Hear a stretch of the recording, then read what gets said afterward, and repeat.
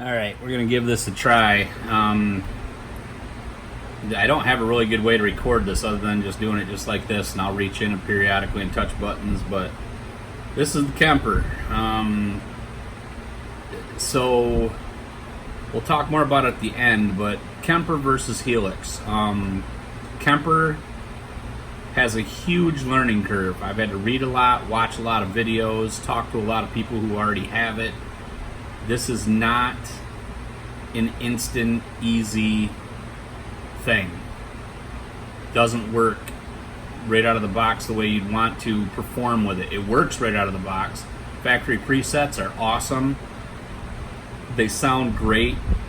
They're very usable presets. But one of the things I noticed right away is they all set them up kind of pretty heavy gain. And that's fine. If you're a heavy gain guy, they're great, but I find a lot of them sound better if you back the gain off just a little bit. But regardless, you basically have these slots that you can fill stuff in. That's where you add your effects. So your chain literally has your input. One of them, it doesn't have an automatic noise gate, so you got to use one for noise gate if you're going to. Then you could do a couple boosts, whatever you put pre. Here's your amp, here's your cabinet. And then you've got post effects, 4 more slots there, and then the output. How it works is you have 5 effect spots that you can, set up for patches. You have 5 of them. Now, one thing that is kind of cool on this, which almost makes up for the fact that there's only 5 patch buttons, is each button has a morph button. So you can see this light went from the bottom to the top there. So to give you an example, there's, this is just the guitar clean. This will raise it. I have it set to raise the volume, I think 3 dB or something. And I'll quiet back down. So that's kind of cool. You can do some different things. I have one set up that, is it this one? No. This one, yeah, I have this one set up so that when you hit this, it raises the volume, and if you saw up here, it raises the gain also. So you can do some different things with that. So that's kind of cool. One of the things that I noticed right away is this does not sound like this doesn't sound like a piece of equipment that's trying to sound like an amplifier. Okay, this doesn't sound like an emulator. This sounds like an amplifier. It actually sounds and plays like you are playing through a real guitar amp, which that part's pretty cool. The screen is horrible. I don't care what anybody says to defend this thing. It's shit. I do like the master volume and a master gain for all of your presets right on the front. That's pretty cool. I'm not even going to go through all the stuff you can get into it, because number one, I really don't know, but number two, it's not really that important. You guys probably just want to hear it. I will tell you the pedal, the Line 6 pedals do not work with this. Like, I had a couple Line 6 Mission pedals. They do not work with the Kemper. I don't know why, but you need a stereo cable, and I went and bought a Dunlop. This is called a Volume X or something, but this actually does just fine. So running through this, I have this set up now in what's called performance mode. So this will actually be my rig tonight. I'll have it clean with a little, this is a chorus going here. You can, any of these effects up here, you can assign to these buttons. So this must be delay maybe. Yeah, so there's a delay.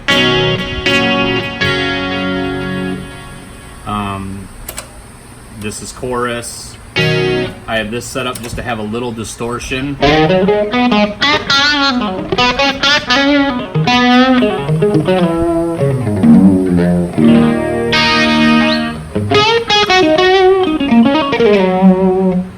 Oh, that's my, yeah, I want to show you guys that. Okay, sorry. Shut this off. The tuner thing is super cool. So one, you've got a regular tuner, just like we do. Strobe tuner, and I've never had a problem with my Helix tuner, so I can't say that I think it's bad or indifferent, but this definitely is a working tuner. okay? But when the tuner's not on, if you were in the middle of a song and you knew your G was flat, you can hit your G and you can see, yep, my G's flat right here with these little lights. That's giving you a tuner to the nearest whole note. Like I play in a step or a half step down, so it's giving me a tuner to the closest note, so it knows that I'm in E flat, A flat, D flat, etc. So I thought that was kind of cool. That's a neat little on the fly deal. So you've got your cleans. I have mine set up that I've got 2 cleans actually. This one's clean and chorus and delay on my clean.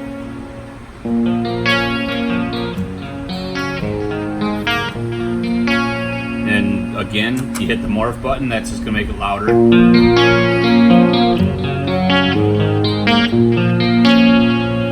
So I've also got this one, I think, set up with a little bit of distortion.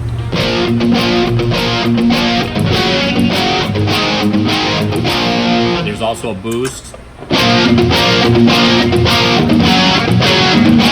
This was before I knew about that morph thing. I probably won't have boost using one of these slots anymore. But people were talking about the effects. I don't see anything wrong with the effects. They actually, to me, seem more intuitive than what I'm used to on the Helix.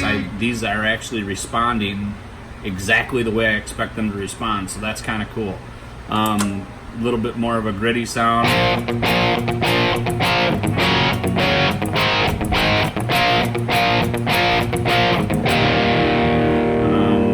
This is the one that the gain comes up with it, so if I want to do a solo.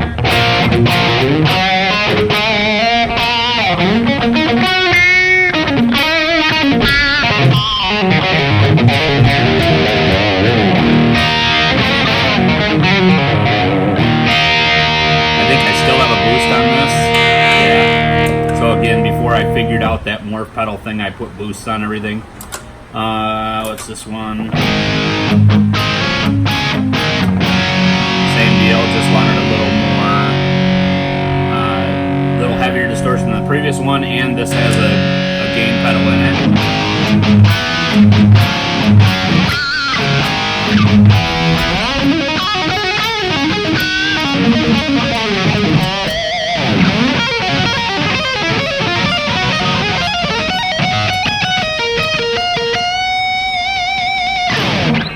How's the sustain? Pretty good.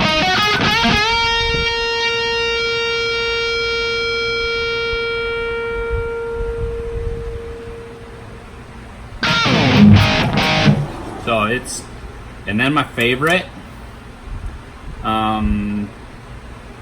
this is by far, like, over any unit. If someone could have made my Helix do this, I would not have even shopped around. But here is my Van Halen tone on the Kemper.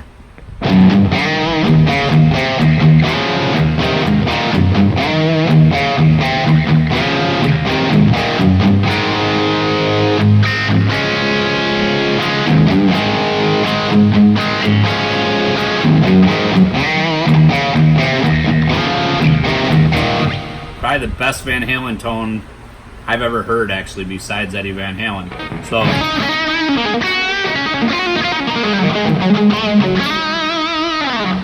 but I really like this tone. Now, as far as effects goes, there's really not that many in here.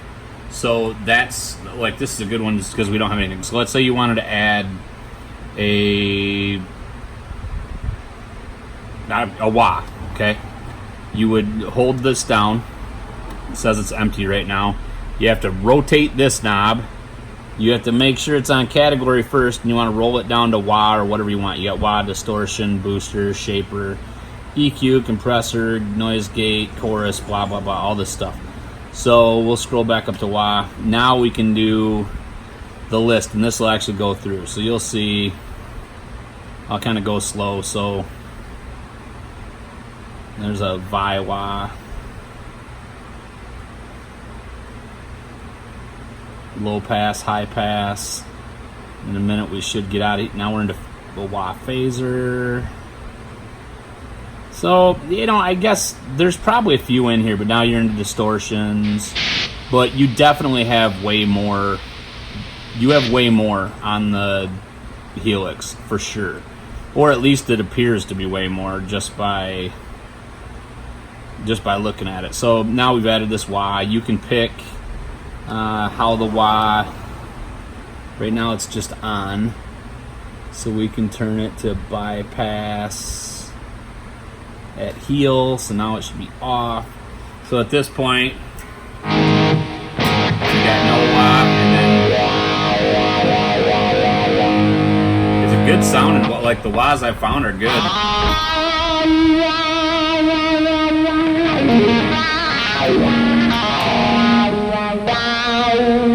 And then as soon as you put it to the heel and off, it's back off.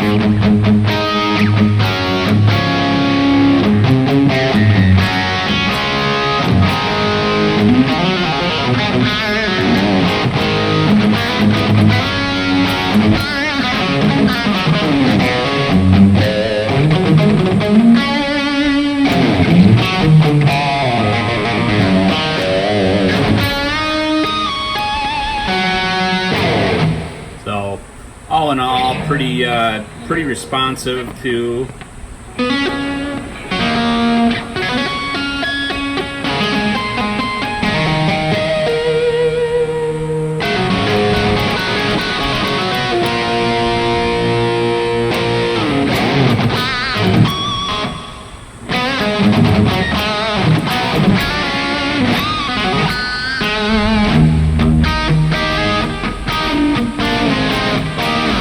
So I hate to say it, but I'm keeping it. I will not be getting rid of my Helix, but I am keeping this to gig with, I think, for now, and just to try to work around with it. Like I said, the amps are just what makes this thing. Oh, and let's do this one. So let me find. Oh, actually, I want to save this actually because this wasn't a bad wah, so I'll keep that in there. But now, let's go to browser mode. This is how you see everything, okay? So, now let's find that stupid, there's a Dumble amp in here that is not bad. I feel like it's, oh, that's it. It's in a Brit one. So we'll dial through, what was that?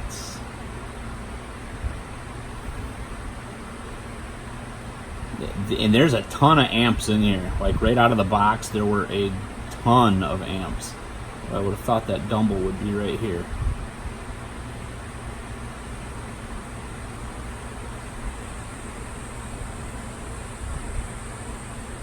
Sorry guys, this part's no fun. Okay, so here's a Dumble. Let's see which one this is.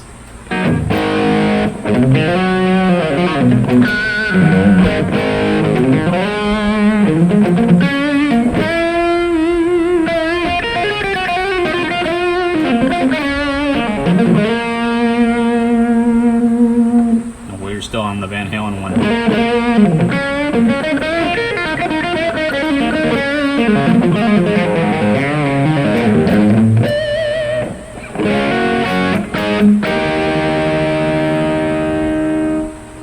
So now this is just the volume on the guitar that does this.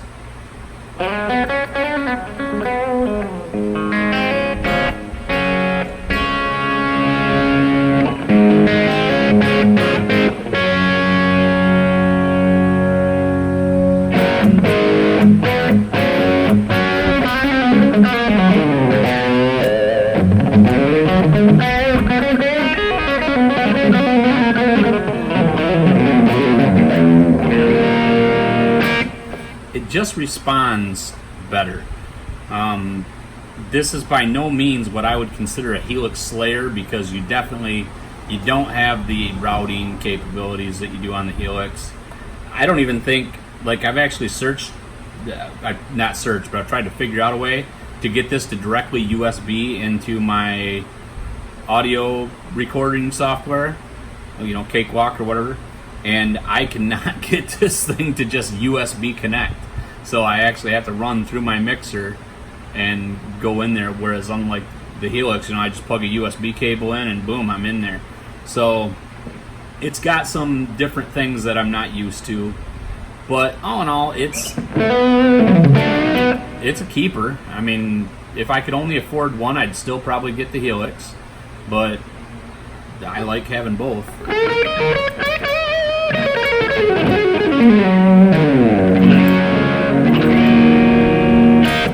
So anyway, that's it, guys. I'll probably do another video down the road of just running through the different patches. I mean, there's just so many. There's what's SRV here?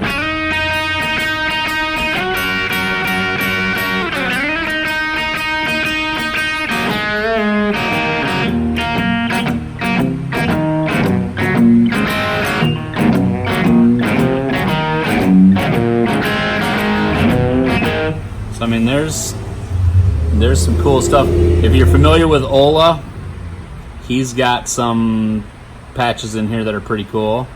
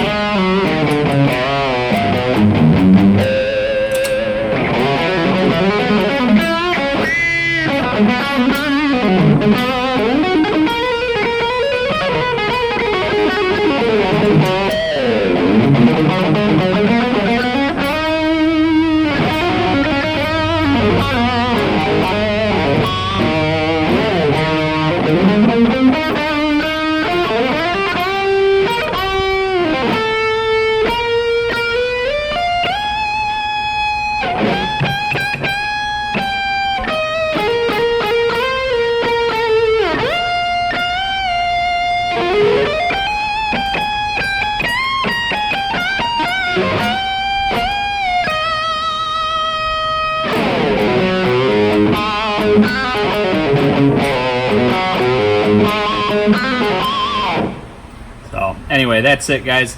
I haven't even tried the looper yet, but I mean, loopers are loopers. I'm sure it works just fine. The tuner thing, though, that's probably, of everything, is the fact that it does feel and sound like a real amp is awesome. But I love this tuner thing that has a live tuner all the time. So that's it. Hopefully I'll get another video up pretty soon. Thanks, guys. See you. Bye.